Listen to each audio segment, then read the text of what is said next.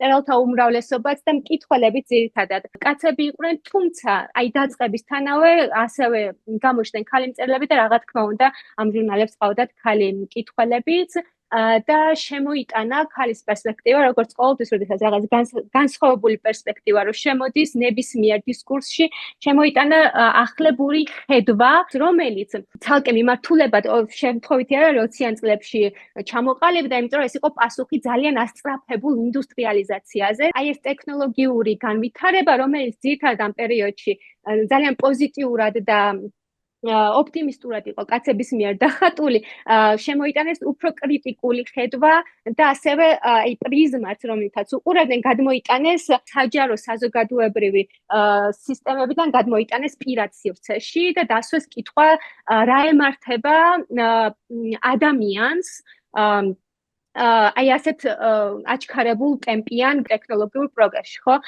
რა ხდება ოჯახში, ხო? პირად სივრცეში რა ხდება, როდესაც აი ეს ტექნოლოგიები ხდება ყველგანყოფი, ასე რომ ვთქვა.